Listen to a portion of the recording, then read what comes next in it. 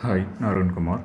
இன்றைக்கி நம்ம elastoplastic hardening, அதுக்கப்புறம் ஷியர் ஃபோர்ஸ், பெண்டிங் ஃபோர்ஸ் டயக்ராமுக்கு உண்டான பேசிக்ஸ், அதாச்சும் types of loads, types of beams, அதுக்கப்புறம் காம்ப்ளெக்ஸ் ஸ்ட்ரெஸ், அதில் அதாச்சும் எல்லாமே பார்க்கலாம். அதாச்சும் பைஆக்சியல் ப்ளஸ் ஷியர், அப்புறம் ஷியர் மட்டும், அதுக்கப்புறம் பைஆக்சியல் மட்டும், யூனிஆக்சியல் மட்டும், அதுக்கப்புறம் அதுலேயே நம்ம பிரின்சிபல் ஸ்ட்ரெயின் எப்படி கண்டுபிடிக்கிறது, இது எல்லாத்தையும் பார்க்கலாம்.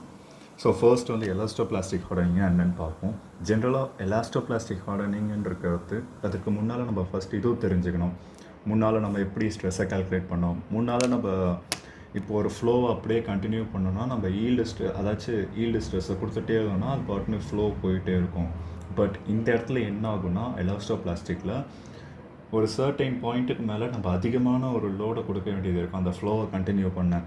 ஸோ அது எதனால் நடக்குதுன்னா மெட்டீரியல் என்ஜினியரிங் மெட்டீரியல்ஸை பார்ப்போம். ஒரு சர்டைன் பாயிண்டில் வந்து கார்பன் வந்து அதில் நிறைய அட்டாச் ஆகி அதோட ஹார்ட்னஸ் வந்து இன்க்ரீஸ் ஆகிட்டே இருக்கும். அந்த இன்க்ரீஸ் ஆகிற பாயிண்ட் தான் நம்ம ஆல்ரெடி கொடுத்துருக்கிட்டு இருக்க ஸ்ட்ரெஸ்ஸால் அந்த ஃப்ளோவை கண்டினியூ பண்ண முடியாது. ஸோ இன்னும் கொஞ்சம் எக்ஸ்ட்ரா ஸ்ட்ரெஸ்ஸு கொடுக்கும். அது வந்து ஈல்டு ஸ்ட்ரெஸ்ஸை விட அதிகமாக இருக்கும். அது பேர் தான் மீன் ஃப்ளோ ஸ்ட்ரெஸ்ஸுன்னு சொல்லுவாங்க, இல்லை ஆவரேஜ் ஃப்ளோ ஸ்ட்ரெஸ்ஸுன்னு சொல்லலாம். இதில் என்ன ஃபார்முலானா K strain power n divided by 1+n இருக்கும். இது கேன்றது வந்து ஸ்ட்ரக்சர் டிபெண்ட். இப்போ ஏதாச்சும் ஃபைன் கிரெயின்ஸாக இருக்கா, அதை மாதிரி அந்த ஸ்ட்ரக்சரை சொல்லுவோம் பார்த்தீங்களா, எஃப்சிசியாக இருக்கா, பிசிசியாக இருக்கா, இது மெயினாக எப்படி சொல்கிறது, ப்ராசஸ்னால இன்ஃப்ளூயன்ஸ் பண்ணலாம். அதாச்சும் நம்ம என்னென்ன ஹீட் ட்ரீட்மெண்ட் கொடுக்குறோம், கார்பரைசிங் பண்ணுறோமா, நைட்ரைடிங் பண்ணுறோமா, குவின்ச்சிங் பண்ணுறோமா, இந்த ப்ராசஸில் இது வந்து இன்ஃப்ளூயன்ஸ் ஆகும் இந்த கே வந்து. அதுக்கப்புறம் என்னன்றது வந்து மெட்டீரியல் ப்ராப்பர்ட்டி, அதோட ரேஞ்சு வந்து 0.1 0.5 வரைக்கும் இருக்கும். ஃபார் பர்ஃபெக்ட்லி பிளாஸ்டிக் மெட்டீரியலுன்றது அப்படியே எக்ஸாக்சிஸோட ஒன்றா இருக்கிறது தான் வந்து பர்ஃபெக்ட்லி பிளாஸ்டிக் மெட்டீரியல் சொல்லுவோம். இந்த மாதிரி ஒய் ஆக்சிஸோட பர்ஃபெக்ட்லி அலைன் ஆகிங்கன்னா அது பேர் வந்து பர்ஃபெக்ட்லி ரிஜிட் மெட்டீரியல்னு சொல்லுவோம். ஃபார் பர்ஃபெக்ட்லி பிளாஸ்டிக் மெட்டீரியல் வந்து என்ன 0 ஆகிடும். அப்படியே இந்த சுருங்கி நமக்கு ஜஸ்ட்டு இது மட்டும் வரும், இப்படி வந்து நிற்கும் நமக்கு. ஸோ இந்த இதில் ஒரு சில கொஷின் இந்த மாதிரி நம்ம படிக்கிறப்போ ஒரு சில ஹிண்ட்டு கொடுப்பாங்க கொஷினில். At maximum tensile point, at maximum elongation, இல்லைனா at its a perfectly plastic material அப்படின்னு ஏதாவது ஹிண்ட்டு கொடுப்பாங்க. ஸோ அந்த ஹிண்ட்டில் நம்ம என்னது நம்ம கண்டுபிடிக்கலாம்னா, மேக்ஸிமம் டென்சைல் பாயிண்ட்டுன்னு கொடுத்துருந்தாங்கன்னா ஸ்ட்ரெயின் வந்து ஈக்குவல் டு என்னன்னு எடுத்துப்போம். இதே அட் மேக்ஸிமம் எலாங்கேஷன் கொடுத்துருந்தாங்கன்னா n ஈக்குவல் டு ட்ரூ ஸ்ட்ரெயின்னு எடுத்துப்போம்.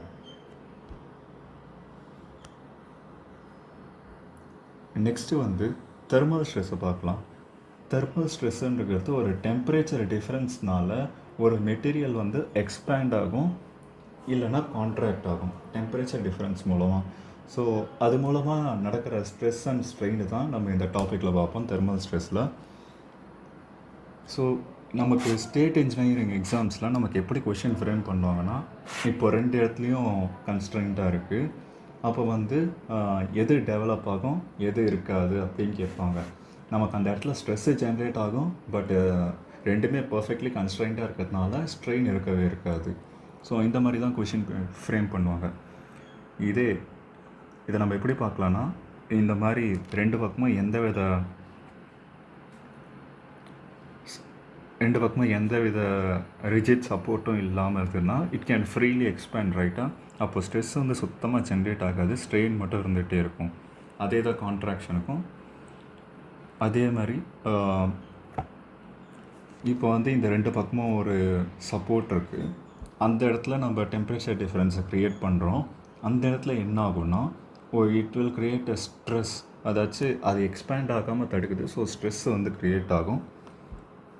இந்த மாதிரி ஒரு கொஷின்ஸ் ஃபார்ம் பண்ணலாம். இதுக்கு ஃபார்முலா என்னென்னா இ ஆல்ஃபா டெம்பரேச்சர் டிஃப்ரென்ஸ். ஈன்றது வந்து எலாஸ்டிக் மாடுலஸ், ஆல்ஃபான்றது வந்து கோஎஃபிஷியன்ட் ஆஃப் தெர்மல் எக்ஸ்பேன்ஷன், டெல்டின்றது வந்து டெம்பரேச்சர் டிஃப்ரென்ஸ். இனிஷியலாக எவ்வளோ இருந்து ஃபைனலாக எவ்வளோ இருக்குது, ஃபைனல் மைனஸ் இனிஷியல். அதுக்கப்புறம் change in length due to temperature difference வந்து எல் ஆல்ஃபா டெம்பரேச்சர் டிஃப்ரென்ஸ். எல்லுன்னு இருக்கிறது வந்து இனிஷியல் லென்த் எடுத்துக்கணும். அதுக்கப்புறம் ஆல்ஃபா வந்து கோஷன்ட் ஆஃப் தெர்மல் எக்ஸ்பென்ஷன், அப்புறம் டெம்பரேச்சர் டிஃப்ரென்ஸ். இதில் ஒரு ஸ்பெஷல் கேஸ் எந்த மாதிரி கொஷின் கேட்பாங்கன்னா, இந்த கேட்லலாம் பார்த்தோன்னா 2 பக்கமும் நம்மளுக்கு ஒரு கன்ஸ்டன்ட் கொடுத்துருப்பாங்க, ஒரு பார் இருக்கும். பட் ஆனால் இந்த மாதிரி நடுவில் ஒரு சின்ன கேப் இருக்கும். இந்த மாதிரி நேரத்தில் ஒரு டெம்பரேச்சர் டிஃப்ரென்ஸ் க்ரியேட் பண்ணி it will start to expand. ஒரு சர்டைன் பாயிண்ட் வரைக்கும் இதால் ஃப்ரீயாக எக்ஸ்பேண்ட் ஆக முடியும். பட் ஆஃப்டர் சர்டைன் பாயிண்ட் இது வந்து இந்த கன்ஸ்டன்ட்டில் வந்து மோத ஆரம்பிக்கும். அப்போ வந்து நமக்கு ஒரு தெர்மல் ஸ்ட்ரெஸ்ஸு க்ரியேட் ஆகும்.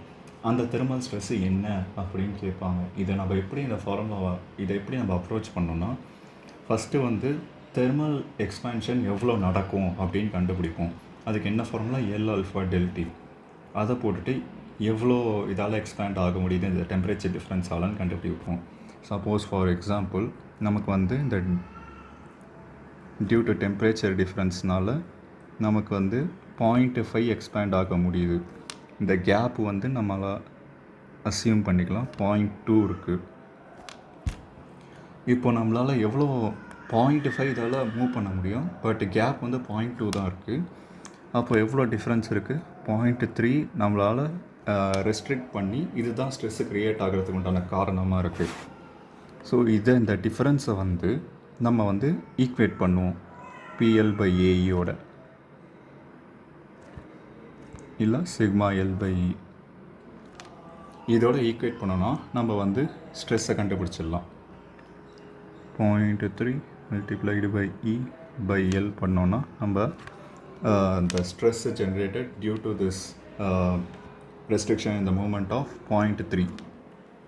ஒரு எக்ஸாம்பிளுக்காக இதை சொன்னேன், அதனால் உங்களை ஈஸியாக புரிஞ்சுக்கலாம். அப்படி இல்லைன்னா ஒரு சிம்பிள் ஷார்ட்கட் இருக்குது, பட் இது எல்லா இடத்துலையும் ஒர்க் ஆகுமா அப்படின்றது சந்தேகம். என்னதுன்னா,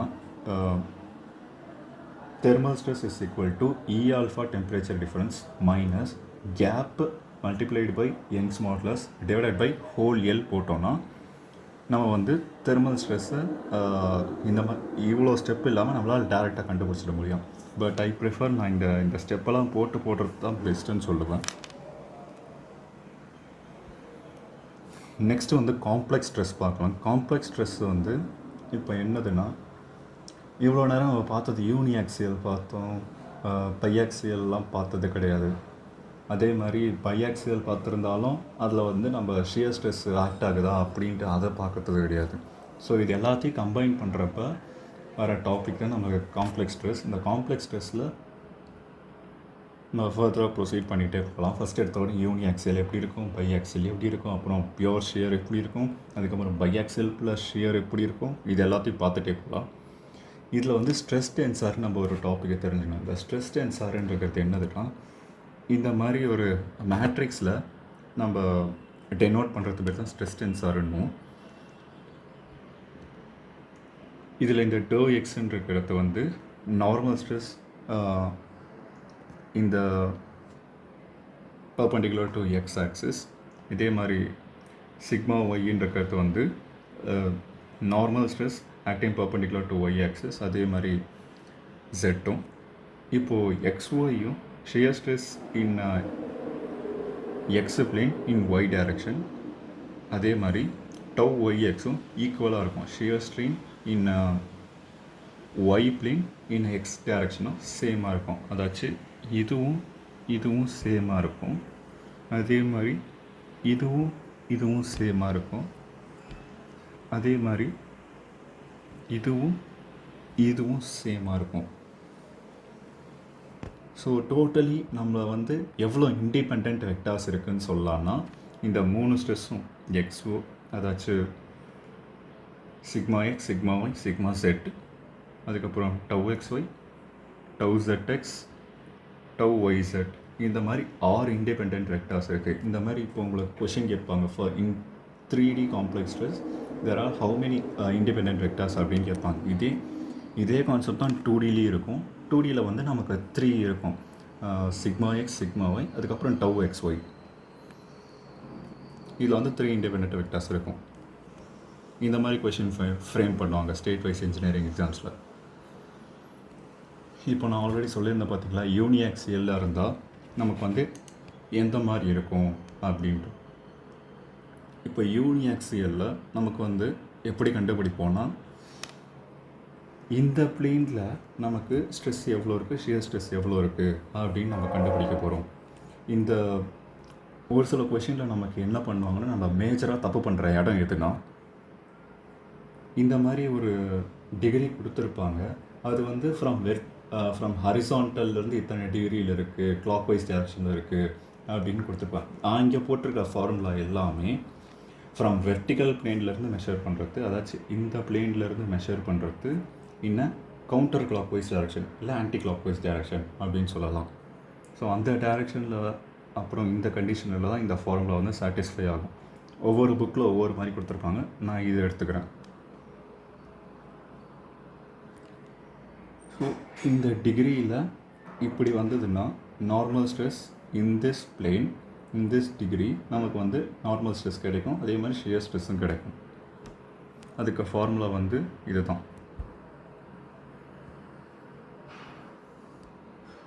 இதே பைஆக்சியல், அதே பைஆக்சியல்னால் எக்ஸ் டைரெக்ஷன்லேயும் ஒரு ஃபோர்ஸ் ஆக்ட் ஆகிட்டு இருக்குது, ஒய் டைரெக்ஷன்லேயும் ஒரு ஃபோர்ஸ் ஆக்ட் ஆகிட்டு இருக்கு. அப்போது நீங்கள் அந்த பாடியை வந்து from vertical plane counter clock வைஸில் இத்தனை டிகிரியில் நமக்கு வந்து ஷியர் ஸ்ட்ரெஸ் எவ்வளோ இருக்கும், நார்மல் ஸ்ட்ரெஸ் எவ்வளோ இருக்கும் அப்படின்னு தெரிஞ்சுக்கிறதுக்கு இந்த ஃபார்முலா யூஸ் பண்ணுவோம்.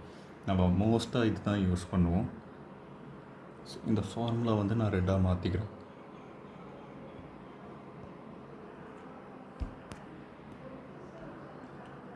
இது என்னதுன்னா 1/2 sigma x plus sigma y. I mean sigma எக்ஸ்ன்றது normal stress acting in an x plane in a perpendicular manor.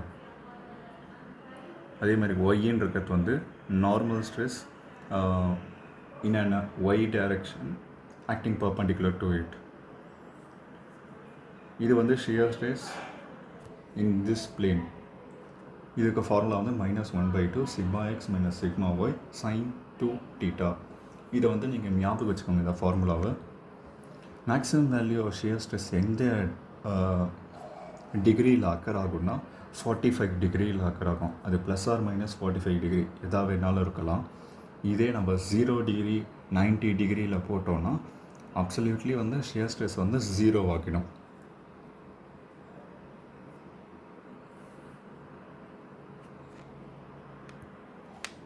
So 45 டிகிரியில் வந்து நமக்கு ஷியர் ஸ்ட்ரெஸ் வந்து மேக்ஸிமமாக இருக்கும். இதே 0 டிகிரி 90 டிகிரியில் வந்து லெஸ்ஸாக இருக்கும்.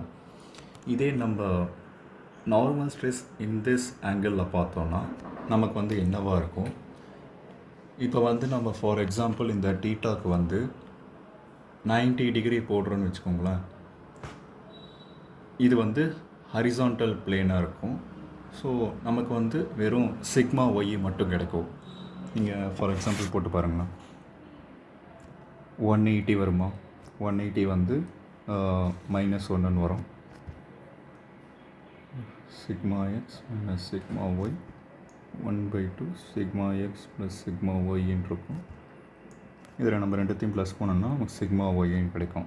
If you put θ is equal to 90 degree. இதே மாதிரி θ இஸ் ஈக்குவல் டு 0 டிகிரின்னு போட்டோன்னா நமக்கு வந்து எக்ஸ் கிடைக்கும். இது பேசிக்காக நம்ம இதை வச்சு செக் பண்ணிக்கலாம், நம்ம போட்டிருக்கிறது வந்து கரெக்டான ஃபார்முலாவா இல்லையா அப்படின்னு சொல்லிட்டு.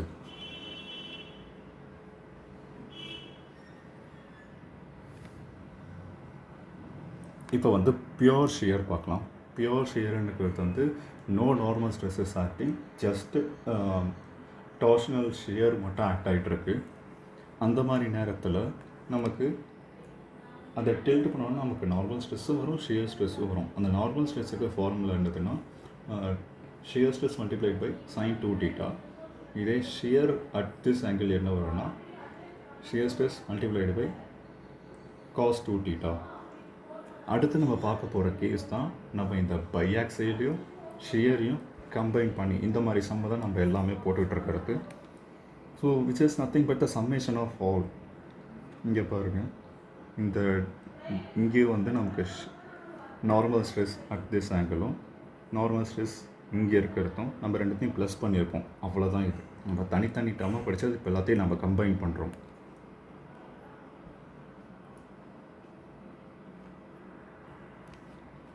ஸோ இதுதான் நம்ம எல்லாத்தையும் போட்டிருக்கோம். இங்கே வந்து tan to தீட்டான்னு போட்டுட்டு நம்ம வந்து இதில் என்ன கண்டுபிடிக்கலான்னா ரெண்டுத்துக்கும் உண்டான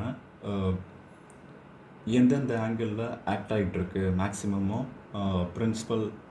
மேக்ஸிமம் பிரின்சிபல் ஸ்ட்ரெஸ்ஸும் மினிமம் பிரின்சிபல் ஸ்ட்ரெஸ்ஸும் எந்தெந்த ஆங்கிள் ஆக்ட் ஆகிட்டு இருக்குன்னு தெரியும். நம்மளுக்கு தெரியும் ஆல்ரெடி நமக்கு மேக்ஸிமம் பிரின்சிபல் ஸ்ட்ரெஸ்ஸும் வந்து 90 டிகிரியில் இருக்கும் ரெண்டுமே. So for example minimum stress வந்து நமக்கு 35 டிகிரி இருக்குன்னா மேக்ஸிமம் வந்து அது ப்ளஸ் 90 பண்ணோன்னா என்ன வரும் 125 டிகிரி வரும். ஸோ ரெண்டுத்துக்கும் உண்டான டிஃப்ரென்ஸ் வந்து 90யாக இருக்கும் எப்பயுமே. ஃபார் எக்ஸாம்பிளுக்காக நான் சொன்னேன், நம்ம சம்ம படம் பார்க்குறப்ப நான் இந்த சம்மெல்லாம் போட்டு காட்டுறேன். எல்லா இடத்துலையும் நம்ம முக்கியமாக பார்க்க வேண்டிய பாயிண்ட் என்னதுன்னா ஃப்ரம் வெர்டிக்கல் பிளேன்லேருந்து மெஷர் பண்ணுவோம், அதுவும் கவுண்டர் கிளாக் வைஸ் டைரக்ஷனில் மெஷர் பண்ணுவோம். நெக்ஸ்ட் வந்து மோர் சர்க்கிள் இருக்க ஒரு இம்பார்ட்டண்ட்டான கான்செப்டை பார்ப்போம். இதை வச்சு தான் நம்ம இதில் இருந்தால் நான் ஈஸியாக என்ன சொல்கிறது, மோர் சர்க்கிளுக்கும் நம்ம டேரெக்டாக பார்த்த ஃபார்முலாவுக்கும் எப்பயுமே டிஃப்ரென்ஸ் வந்து டபுளாக இருக்கும். டீட்டாவில் நம்ம என்ன சொல்லியிருந்தேன், ஷியர் ஸ்ட்ரெஸ் வந்து மேக்ஸிமம் எப்போ இருக்கும்னா 45 டிகிரியில் இருக்கும் அப்படின்னு சொல்லியிருந்தேன். பட் இந்த மோர் சர்க்கிளில் பார்த்தோன்னா ஷியர் ஸ்ட்ரெஸ்ஸுக்கும் மேக்ஸிமம் பிரின்சிபல் ஸ்ட்ரெஸ்ஸுக்கும் டிஃப்ரென்ஸ் வந்து 90யாக இருக்கும். ஃபார் எக்ஸாம்பிள் இங்கே நான் போட்டு காட்டுறேன். இது தானே நமக்கு டவு மேக்ஸு, இது தானே நமக்கு பிரின்சிபலுக்கு, ரெண்டுத்துக்கும் எவ்வளோ டிகிரி வித்தியாசம் இருக்குது, 90 டிகிரி. ஸோ இந்த மாதிரி தான் இதில் வந்து எல்லாமே வந்து டபுளாக இருக்கும். அதே மாதிரி தான் ரெண்டு பிரின்சிபல் ஸ்ட்ரெஸ்க்கும் நான் எவ்வளோ இங்கே வித்தியாசம் இருக்குன்னு சொன்னேன். 90 டிகிரி மேக்ஸிமம் பிரின்சிபல் ஸ்ட்ரெஸ்க்கும் மினிமம் பிரின்சிபல் ஸ்ட்ரெஸ்க்கும் 90 டிகிரி இருக்குன்னு சொன்னேன். இதே இந்த மோர் சர்க்கிளில் வந்து 180 டிகிரி இருக்கும். 180 டிகிரி இருக்கும். இங்கே தீட்டா 1 இருக்குது, இங்கே தீட்டா 2 இருக்குது. ரெண்டுத்துக்கும் வந்து 180 டிகிரி டிஃப்ரென்ஸ் இருக்குது. ஸோ இதில் வந்து நம்ம மேக்ஸிமம் பிரின்சிபல் ஸ்ட்ரெஸ்ஸை எப்படி கண்டுபிடிக்கலான்னா, நான் சென்டர் ப்ளஸ் ரேடியஸை ப்ளஸ் பண்ணேன்னா எனக்கு வந்து மேக்ஸிமம் பிரின்சிபல் ஸ்ட்ரெஸ் கிடைக்கும். இதே நான் சென்டரையும் ரேடியஸையும் மைனஸ் பண்ணேன்னா எனக்கு வந்து மினிமம் பிரின்சிபல் ஸ்ட்ரெஸ் கிடைக்கும். சின்னு இருக்கிறதுக்கு என்ன ஃபார்முலானா, the stress in the x direction plus stress in the y direction divided by 2, that is average. இதுக்கப்புறம் ரேடியஸ் தான் டவு மேக்ஸ்க்கு ஈக்குவலாக இருக்கும். ஸோ இங்கே பாருங்கள், இதுதானே ரேடியஸ், அதுதான் டவு மேக்ஸும் கூட. ஸோ உங்களை ஃபார்முலாவில் டவு மேக்ஸ் என்னதுன்னு கேட்டிருந்தாங்கன்னா நீங்கள் சிம்பிளி ரேடியஸ் கண்டுபிடிச்சி போட்டுடலாம். That is sigma X minus sigma Y divided by 2 whole square plus tau X Y whole square and whole root. இதுதான் வந்து டவு மேக்ஸ். அப்படி இல்லைனா டவு மேக்ஸ் வந்து இன்னொரு விதமாகவும் கண்டுபிடிக்கலாம், which is sigma 1 minus sigma 2 divided by 2. நீங்களே பாருங்கள், சிக்மா 1 மைனஸ் சிக்மா 2 நமக்கு வந்து இந்த சென்டர் கிடச்சிடும். டிவைட் பண்ணோன்னா ரேடியஸ் கிடைக்கும். அதுதான் இங்கே நம்ம இப்படி போட்டிருக்கோம். Maximum principal stress minus minimum principal stress நமக்கு இது கிடைக்கும். இந்த 2 ரேடியஸ் கிடைக்கும். டிவைட் பை 2 பண்ணோன்னா நமக்கு ரேடியஸ் கிடைச்சிடும். Radius is nothing but tau max. அதுக்கப்புறம் இன்னொரு கோ ரிலேஷன் இருக்குது. எப்பயுமே பார்த்தோன்னா tau x plus tau y is equal to sigma 1 plus sigma 2 ஈக்குவலாக இருக்கும். இது ஒரு இம்பார்ட்டண்ட்டான ரிலேஷன். அதுக்கப்புறம் எந்தெந்த மாதிரி கொஷின் ஃப்ரேம் பண்ணலாம் அப்படின்னு கேட்டாங்கன்னா, நம்ம இந்த டவு மேக்ஸ் வந்து டிஃப்ரெண்ட்டாக கேட்கலாம். ஒரு சில இடத்துல வந்து இன்பிளேன் ஷியர் ஸ்ட்ரெஸ்னால் என்ன, அதுக்கப்புறம் ஆன் த பிரின்சிபல் பிளேனில் ஷியர் ஸ்ட்ரெஸ் என்ன, இந்த மாதிரி கேட்குறப்ப நம்ம என்ன பண்ணலான்னா அந்த டேர்மை ஞாபகம் வச்சுக்கோம். இன்பிளேன் ஷியர் ஸ்ட்ரெஸ், அதுக்கப்புறம் ஆன் த பிரின்சிபல் பிளேன், இந்த பிரின்சிபல் பிளேன் அப்படின்லாம் கேட்டாங்கன்னா maximum principal stress minus minimum principal stress divided by 2 போட்டோன்னா நமக்கு வந்து இதோட ஆன்சர் கிடச்சிடும். இதே நமக்கு வந்து அப்சல்யூட் டவு மேக்ஸ் என்ன அப்படின்ற கொஷினில் மென்ஷன் பண்ணியிருந்தாங்கன்னா நமக்கு வந்து ரெண்டாக பிரியும். ஒன்று வந்து என்னதுன்னா, இப்போது மேக்ஸிமம் பிரின்சிபல் ஸ்ட்ரெஸ்ஸும் மினிமம் பிரின்சிபல் ஸ்ட்ரெஸ்ஸும் ஒரே சைனாக இருந்ததுன்னா நம்ம வந்து maximum principal stress divided by 2 போட்டோன்னா நமக்கு வந்து அப்சல்யூட் டவு மேக்ஸ் கிடச்சிடும். இதே ரெண்டும் வேறு வேறு சைனாக இருக்குது அப்படின்ற பட்சத்தில் நம்ம என்ன பண்ணுவோம், அதாவது maximum principal stress minus minimum principal stress divided by 2 போட்டோன்னா நமக்கு வந்து அப்சல்யூட் டவு மேக்ஸ் கிடைக்கும். அதுக்கப்புறம் normal stress and shear stress பிளேனில் இதுதான் ஷியர் ஸ்ட்ரெஸ் பிளேன். இந்த ஷியர் ஸ்ட்ரெஸ் பிளேனில் நார்மல் ஸ்ட்ரெஸ் எவ்வளோ இருக்கும் அப்படின்னு கேட்டாங்கன்னா σ1 + σ2 டிவைட் பை 2 அதை வச்சு ஆவரேஜ் கண்டுபிடிச்சோன்னா மேக்ஸிமமுக்கும் மினிமமுக்கும் வந்து normal stress on shear plane கிடைக்கும். நம்ம ஜென்ரலி என்ன சொல்லலாம்னா இந்த மேக்ஸிமம் பிரின்சிபல் பிளேனில் ஷியர் ஸ்ட்ரெஸ் 0வாக இருக்கும். இதே இன்னும் ஷியர் ஸ்ட்ரெஸ் பிளேனில் பிரின்சிபல் ஸ்ட்ரெஸ் 0வாக இருக்கும். ஷியர் ஸ்ட்ரெஸ் பிளேனில் பிரின்சிபல் ஸ்ட்ரெஸ் 0வாக இருக்கும். அண்ட் முன்ன சொன்ன point σx + σy always is equal to maximum principal stress plus minimum principal stress. Next வந்து பார்த்தோன்னா இதையே நம்ம வந்து பிரின்சிபல் ஸ்ட்ரெயின் அப்படின்னு சொன்னோன்னா இதுக்கு ஒன்றும் பெரிய வித்தியாசம் கிடையாது. நம்ம வந்து அதே ஃபார்முலா தான். நம்ம அங்கே என்ன ஃபார்முலா பார்த்தோம், பிரின்சிபல் அட் அன் ஆங்கிளுக்கு வந்து σx + σy plus 1/2 σx - σy cos 2θ plus τxy sin 2θ. இந்த ஃபார்முலா தான் நம்ம அங்கே பார்த்தோம். இந்த இடத்துல எங்கெங்கெல்லாம் σx இருக்கோ அங்கே வந்து ஸ்ட்ரெயின் அப்படி போட்டுக்கிறோம். அதே தான் ஒய்க்கும். எந்தெந்த இடத்துலலாம் ஷியர் இருக்கோ அந்த இடத்துல ஷியர் ஸ்ட்ரெயின் போட்டுக்கிறோம். பட் ஆனால் டிவைடட் பை 2வாக இருக்கும். இது ஒன்று மட்டும். இது அப்படியே நம்ம இந்த ஃபார்முலாவில் அப்ளை பண்ணுவோம்.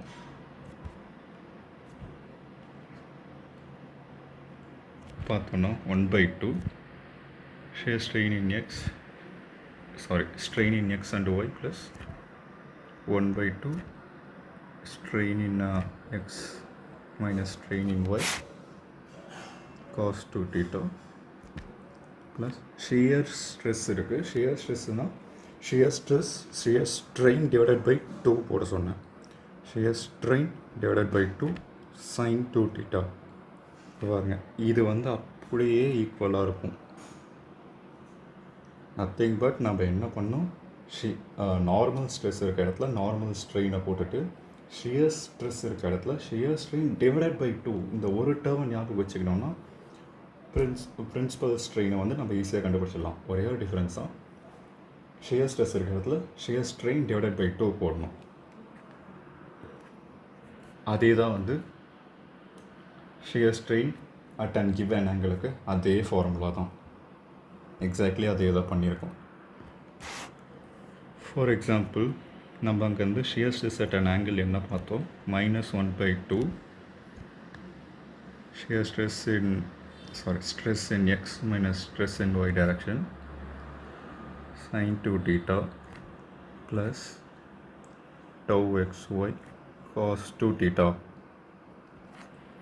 நம்ம இங்கே என்ன சொன்னேன், ஷியர் ஸ்ட்ரெஸ்ஸை வந்து ஷியர் ஸ்ட்ரெயின் டிவைடட் பை 2ன்னு போட சொன்னேன். அதை இங்கே போட்டுட்டேன். Minus strain in x minus strain in y sin 2θ plus shear stress இருக்குது, ஷியர் ஸ்ட்ரெயினாக மாற்றிக்கிறேன், cos 2θ which is exactly same. நம்ம ஒன்றுத்தை ஞாபகம் வச்சுக்கணும்னா எல்லாத்தையுமே போட்டுடலாம்.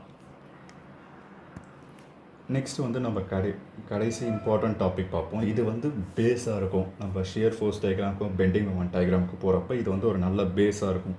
இதை வச்சு தான் நம்ம வரப்போகிற எல்லா டாப்பிக்குமே இருக்குது. ஸ்லோப், டிஃப்ளெக்ஷன், அதுக்கப்புறம் shear force diagram, bending moment diagram, அப்புறம் பெண்டிங் ஸ்ட்ரெஸ், இது எல்லாமே இதை பேஸ் பண்ணி தான் இருக்குது. நம்ம இதை பார்க்க போகிற பேசிக் அடுத்த ஒரு 2-3 பார்ட்ஸை பேஸ் பண்ணி தான் இருக்குது. ஸோ பேசிக்கலி நமக்கு வந்து 3 டைப் ஆஃப் சப்போர்ட் இருக்குது. ஒன்று வந்து ஃபிக்ஸ்டு சப்போர்ட், இன்னொன்று வந்து ரோலர் சப்போர்ட், இன்னொன்று வந்து ஹிஞ்சடு சப்போர்ட். ஃபிக்ஸ்டு சப்போர்ட்டை வந்து ஒரு மோஸ்ட்டாக நம்ம என்ன தப்புனோன்னா அதை வந்து கரெக்டாக சேஞ்ச் பண்ண தெரியாது. ஒரு சில இடத்துல வந்து வெறும் ரியாக்ஷன் இன் ஒய் டைரக்ஷன், அதுக்கப்புறம் மொமெண்ட்டை மட்டும் போட்டு விட்டுருவோம். ஏன்னா அவங்களுக்கு வந்து ரியாக்ஷன் இன் எக்ஸு வந்து எதுவுமே இருக்காது மற்ற இடத்துல. ஸோ விச் இஸ் நம்ம இதை வந்து ஈக்குவேட் பண்ணுவோம் இந்த கண்டிஷன்ஸோட. Force in x direction 0, force in y direction 0, summation of moment is 0. இந்த மாதிரி நம்ம ஈக்குவேட் பண்ணுறப்ப எக்ஸ் டைரக்ஷனில் மீதி எதுவும் இருக்காததுனால நம்ம வந்து 0ன்னு போட்டு விட்றோம். பட் ஆனால் இது இருக்குது ஒரு சில கொஷனில். இந்த மாதிரி சப்போஸ் ஒரு எக்ஸ் கொடுத்துருந்தாங்கன்னா, எக்ஸ் டைரக்ஷன் இன்னொரு ஃபோர்ஸ் கொடுத்தாங்கன்னா அதை நம்ம ஈக்குவேட் பண்ணி நம்ம கண்டுபிடிக்கிறதுக்கு யூஸ் ஆகும். இதே ரோலர் சப்போர்ட்டுனா அதை ரிப்ளேஸ் பண்ணுறதுக்கு நம்ம ஒரே ஒரு வேர்ட்டிக்கல், அதான் ஒய் டைரக்ஷனில் ஒரே ஒரு ரியாக்ஷன் ஃபோர்ஸ் கொடுத்தோன்னா போதும். இதே ஹிஞ்சடு சப்போர்ட்டுனா நம்ம என்ன பண்ணுவோம், அதை ரிப்ளேஸ் பண்ணுறதுக்கு, ஹிஞ்சடு சப்போர்ட்டை ரிப்ளேஸ் பண்ணுறதுக்கு நம்ம ஒரு ஹரிசான்டல் ஃபோர்ஸ் போடுவோம், அதே மாதிரி ஒரு வெர்டிக்கல் ஃபோர்ஸும் போடுவோம், வெர்டிக்கல் ரியாக்ஷனும் போடுவோம். அதே தான் டைப் ஆஃப் லோடுக்கு. டைப் ஆஃப் லோடு வந்து நமக்கு வந்து 3 டைப் ஆஃப் லோடு இருக்குது, இல்லை 2ன்னு சொல்லுவாங்க. பாயிண்ட் லோடு, அதுக்கப்புறம் யூனிஃபார்ம்லி வேரியிங் லோடுன்னு சொல்லுவாங்க. இன்னொன்று வந்து யூனிஃபார்ம்லி டிஸ்ட்ரிபியூட்டட் லோடுன்னு சொல்லுவாங்க. இந்த யூனிஃபார்ம்லி டிஸ்ட்ரிபியூட்டட் லோடுன்னு இருக்கிறது இப்போ எல்லா இடத்துலையும் சேம் ஃபோர்ஸ் தான் ஆக்ட் ஆகிட்டு இருக்கும், அவன் கொடுத்துருக்க லென்த்து பூரா. இதே யூனிஃபார்ம்லி வேரியிங் லோடு ஸ்டார்டிங்கில் வந்து 0வாக இருக்கும், 1ல் வந்து 10ன்னு இருக்கும், மறுபடியும் 2ல் வந்து 20ன்னு இருக்கும், மறுபடியும் 3ல் வந்து 13 இருக்கும். அந்த மாதிரி வந்து அது அப்படியே ப்ரொபகேட் ஆகிட்டே போகும். ஓவர் த லென்த் வந்து அது இன்க்ரீஸ் ஆகிட்டே போகும். இல்லை ஏதாச்சும் ஒரு ஃபங்க்ஷன் கொடுத்துருப்பான், அந்த ஃபங்க்ஷன் படி அது வேரி ஆகிட்டே போகும். இப்போ யூனிஃபார்ம்லி டிஸ்ட்ரிபியூட்டட் லோட நம்ம பாயிண்ட் லோடாக சேஞ்ச் பண்ணுவோம். அது எப்படின்னா, இந்த டபிள்யூன்னு இருக்கிறது ஒரு எவ்வளோ நியூட்டன் ஆஃப் ஃபோர்ஸ் வந்து ஓவர் த லென்த் ஆக்ட் ஆகுது அப்படின்னு சொல்கிறது தான். ஓவர் த பெர் யூனிட் மீட்டரில் எவ்வளோ ஆக்ட் ஆகுது, இதை வந்து நம்ம பாயிண்ட்லோட சேஞ்ச் பண்ணி தான் நம்ம வந்து இந்த மொமெண்ட் இதெல்லாம் கண்டுபிடிப்போமே. ஸோ அதுக்கு நம்ம முதல்ல அதை பாயிண்ட்லோட மாற்றினால அதுக்கு ஃபார்முலா வந்து என்னென்னா W × L. எல்லுன்றது எவ்வளோ தூரத்துக்கு இந்த யூனிஃபார்ம்லி டிஸ்ட்ரிபியூட்டட் லோடு வந்து ஆக்ட் ஆகுது, அந்த லென்த்துக்கு மட்டும்தான் இதை போடணும். அப்போ வந்து அந்த இடத்துல சென்டரில், இதே யூனிஃபார்ம் டிஸ்ட்ரிபியூட்டடாக லோடாக இருக்கிறதுல சென்டரில் இந்த L/2ல் நம்ம வந்து அந்த ஃபோர்ஸை போட்டுருவோம். ஃபார் எக்ஸாம்பிள் இதுதான் சென்டர்னு வச்சுக்கிறேன்.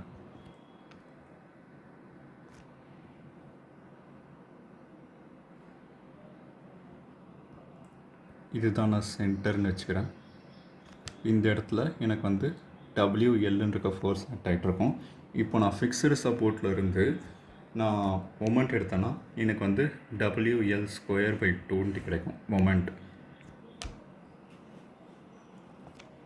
இந்த யூனிஃபார்ம்லி டிஸ்ட்ரிபியூட்டட் லோட நான் பாயிண்ட் லோடாக மாற்றிக்கிட்டேன் என்னோடய கன்வீனியன்ஸ்க்காக. ஸோ தட் எனக்கு சம போட ஈஸியாக இருக்கும். இதே யூனிஃபார்ம்லி வேரியிங் லோடுக்கு என்ன ஃபார்முலானா, பாயிண்ட் லோடாக மாற்றணும்னா நமக்கு வந்து triangle formula 1/2 base into height. நம்ம வெயிட்டிங் என்ன சொல்லியிருக்காங்களோ அதை போட்டுடணும். ஓவர் த லென்த் என்னது இதை போட்டோன்னா நமக்கு வந்து ஒரு பாயிண்ட் லோடு கிடச்சிடும். பட் அது எங்கே ஆக்ட் ஆகும், இதே நம்ம யூனிஃபார்ம்லி டிஸ்ட்ரிபியூட்டட் லோடில் வந்து இந்த யூனிஃபார்ம்லி டிஸ்ட்ரிபியூட்டட் லோட் எவ்வளோ லென்த்துக்கு ஆக்ட் ஆகிருக்கோ அதோட சென்டரில் ஆக்ட் ஆகும்னு சொல்லியிருந்தேன். பட் யூனிஃபார்ம்லி வேரியிங் லோடுக்கு வந்து இப்போ யூனிஃபார்ம்லி வேரியிங் லோட் எவ்வளோ லென்த்துக்கு இருக்கோ அது எந்த இடத்துல 0 இருக்கோ அந்த இடத்துல இருந்து 2L/3 டிஸ்டன்ஸில் இருக்கும். அதுக்கப்புறம் எந்த இடத்துல முடியுதோ அந்த இடத்துல இருந்து L/3 டிஸ்டன்ஸில் இருக்கும். ஃபார் எக்ஸாம்பிள் இங்கே நம்ம பார்த்தோன்னா எல்லிருந்து இப்படி நான் இந்த யூனிஃபார்ம்லி வேரியிங் லோடை வந்து நான் பாயிண்ட் லோடாக சேஞ்ச் பண்ணிட்டேன். அது எவ்வளோ டிஸ்டன்ஸில் இருக்குன்னா 2L/3 டிஸ்டன்ஸ் ஃப்ரம் பாயிண்ட் ஏல இருக்கும். இது L/3 டிஸ்டன்ஸ் வந்து பியிலிருந்து இருக்கும். ஸோ இந்த பாயிண்ட்டை வந்து நம்ம நல்லா ஞாபகம் வச்சுக்கணும். யூனிஃபார்ம்லி வேரியிங் லோடு போடுறப்ப இந்த இடத்துல தான் நிறைய பேர் தப்பு பண்ணுவாங்க. ஸோ இது ஒரு இம்பார்ட்டண்ட்டான பாயிண்ட். ஸோ நம்ம இன்றைக்கி பார்த்த டாப்பிக்லாம் அவ்வளோதான். நம்ம என்னென்ன பார்த்தோம், ஃபஸ்ட்டு வந்து மீன் ஃப்ளோ ஸ்ட்ரெஸ்னால் என்ன, ஆவரேஜ் ஃப்ளோ ஸ்ட்ரெஸ்ஸு, அந்த டாபிக் பார்த்தோம். நெக்ஸ்ட் வந்து தெர்மல் ஸ்ட்ரெஸ் பார்த்தோம். தெர்மல் ஸ்ட்ரெஸ்ஸில் ஒரு ஸ்பெஷல் கேஸ் பார்த்தோம். அடுத்தது வந்து காம்ப்ளெக்ஸ் ஸ்ட்ரெஸ் பார்த்தோம். காம்ப்ளெக்ஸ் ஸ்ட்ரெஸ், அதுக்கப்புறம் மோர் சர்க்கிள், அதுக்கப்புறம் ஸ்ட்ரெயின் கண்டுபிடிக்கிறது, இதெல்லாம் பார்த்தோம். இது எல்லாத்தையும் பார்த்துட்டு நம்ம அதுக்கு அடுத்தது இதை நாளைக்கு உண்டான பேசிக்ஸை வந்து பார்த்துருக்கோம். அதாச்சும் டைப்ஸ் ஆஃப் லோட் என்ன, டைப்ஸ் ஆஃப் சப்போர்ட் என்ன, இதெல்லாம் பார்த்தோம். ஸோ இன்றைக்கி அவ்வளோதான் கிளாஸ். Thank you for listening.